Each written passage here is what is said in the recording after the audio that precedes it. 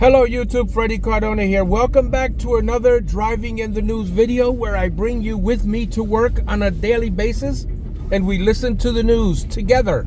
1010 wins in the New York Metropolitan area. Let's get right to it. Got a little bit of a commercial to begin. Morgan Chase Bank and a member of FDIC. The station you know, the people you trust. 1010 wins. The News Watch never stops. This is 1010 Wins at 92.3 FM. You give us 22 minutes, we'll give you the world. Good morning, 40 degrees. It is 7:40 on this Monday, March 6th. I'm Susan Richard, and here's what's happening. Coming up in just a minute, Mayor Adams live on 1010 Wins. Stay with us. Another e-bike fire in the city. This time a supermarket and a laundromat in the Bronx were destroyed. The MTA promising today to fix the problems with the new LIRR train schedules. Our Samantha Liebman coming up. One person killed, two others injured in a small plane crash on Long Island. And for those keeping up with the Sussexes, we're waiting to hear whether they will accept a royal invitation. In sports, Knicks, Nets, and Devils all won. 1010 Wins AccuWeather, the sun giving way to clouds, a mild day, 52 degrees, but then we're looking at a rain-snow combo tonight. Wins News Time, 7:41. Let's get traffic and transit from Karen Stewart. We've got at least a 45-minute delay in and out of the GW Bridge as we check what you need to know about the bridges and tunnels.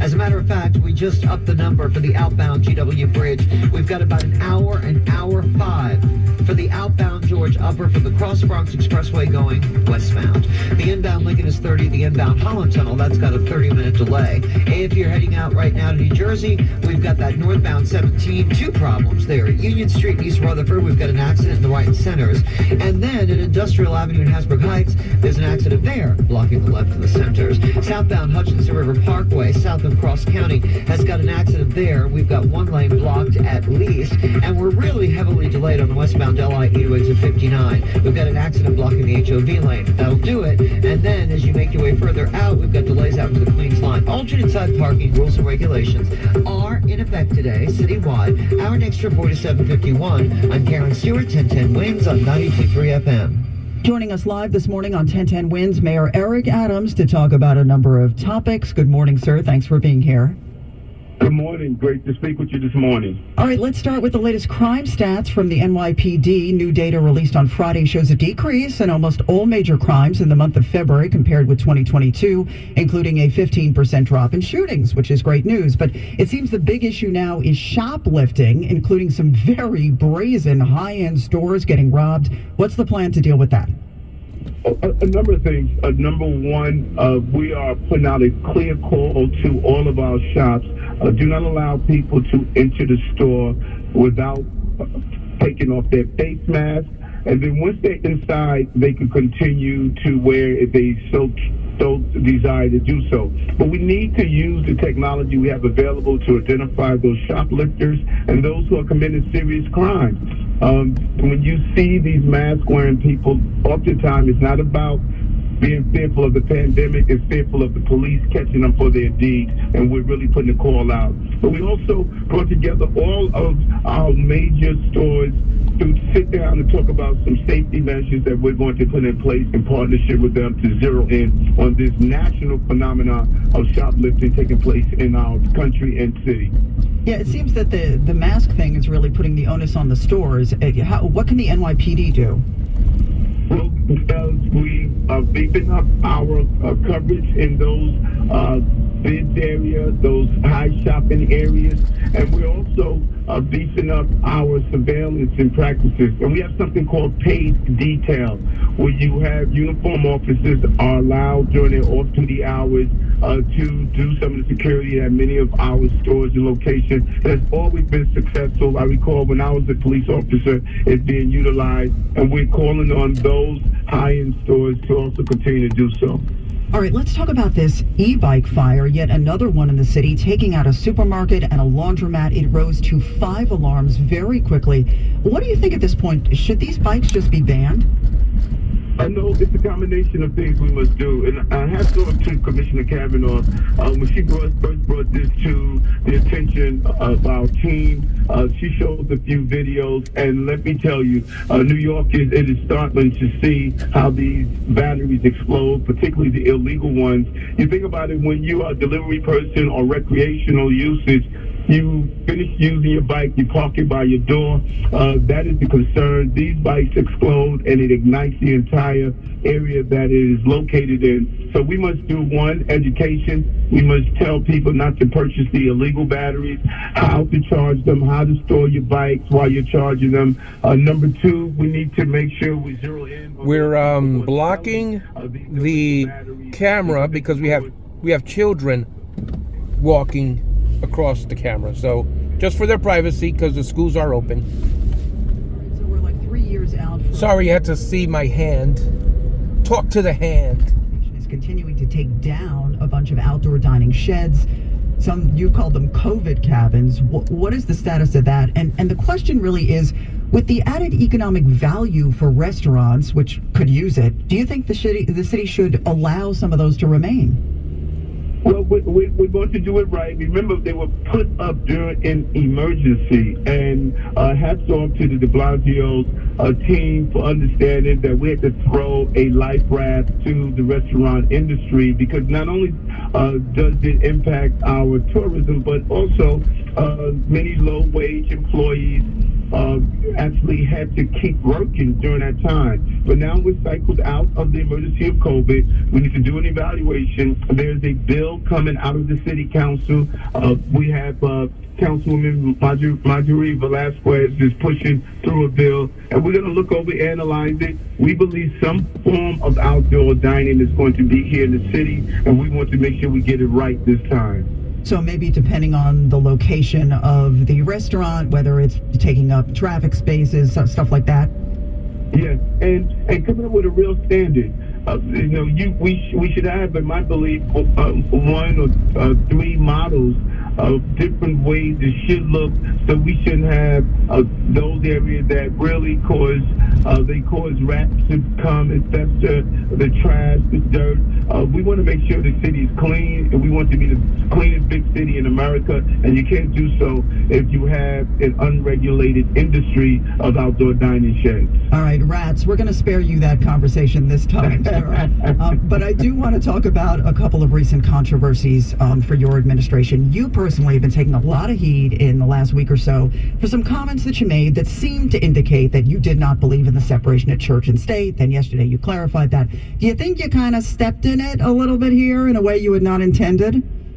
No, not at all. And I have not been taking heat. The loudest is not the majority, and I think sometimes people don't realize because you are trending on social media does not mean the majority of New Yorkers align with you. Listen, let's be clear. On our dollar bill, we have God, and God we trust. Every president except for three placed their hands on a religious book. The last words I made after I swore in, so help me God. You could not be a citizen in this city without swearing in and saying, so help me God. Look at our Pledge of Allegiance, one nation under God. Our faith plays a crucial role, and I'm not going to back away from that because some people want to exploit it. And if you look at the same people who have been complaining are the same people that complain about every initiative that we do. I believe in God. I believe in faith.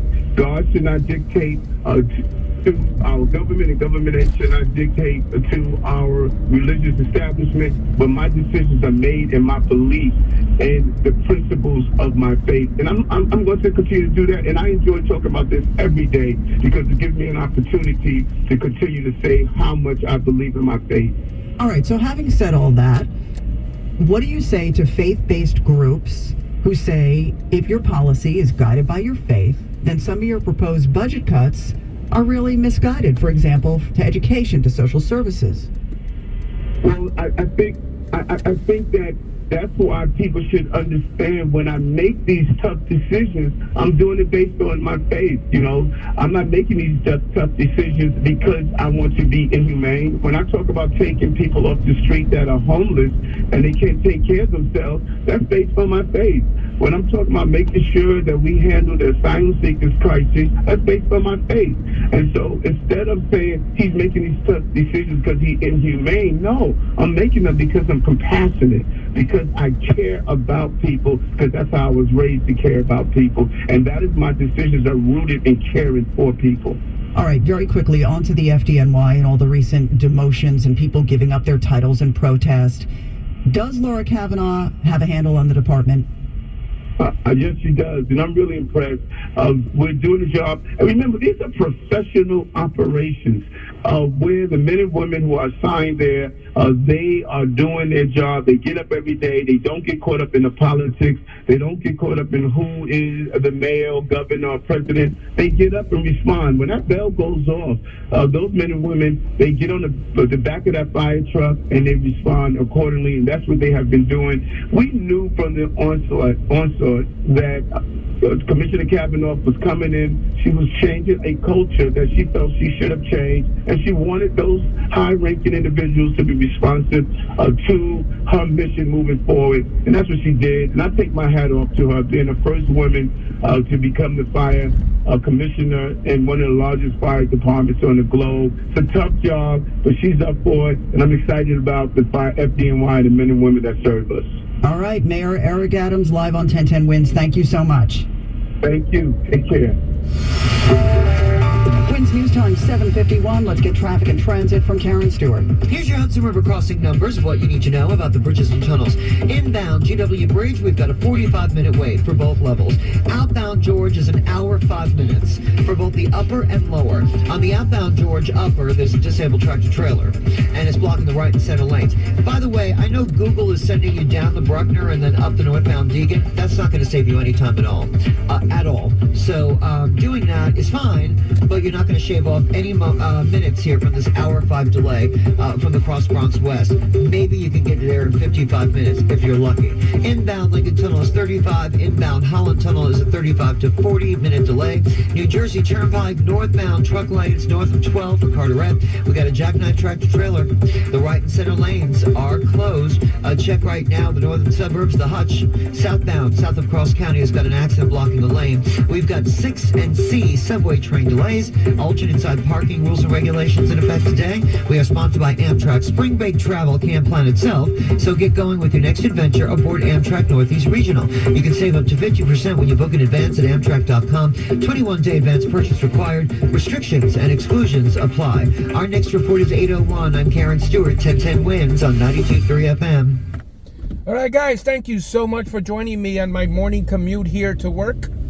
Remember, we're doing this daily, Monday through Friday, as long as I'm driving to work.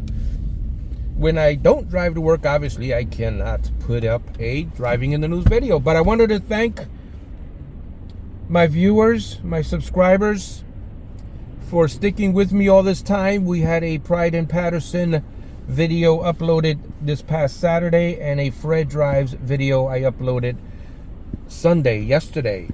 And that video was uploaded years ago, but the video was flagged because the music I used then is licensed, and it wouldn't play in certain demographics, certain countries. It was big issues with it. When I became a YouTube partner in December, those videos that had licensed music would be restricted. So we're remastering some of those old videos and re-uploading them with license-free music so that more people can enjoy them. All right, guys, thank you so much for viewing. If you want to know how to help the channel, if you want to know how to support the channel, the best way to do it is clicking on that like button and subscribing. That helps the algorithm, and it helps push the videos out to more folks. So that's the best way to do it. We do have a merchandise store. if you feel so inclined to purchase something, just please know it takes a long time to get it. I put in an order in January, and it's in dribs and drabs, they're starting to be delivered now. So please keep in mind that you'll be waiting a while, but it will be worth it once you get the merchandise. All right, guys, thank you so much for viewing and supporting and liking and subscribing, and we'll see you on the next video.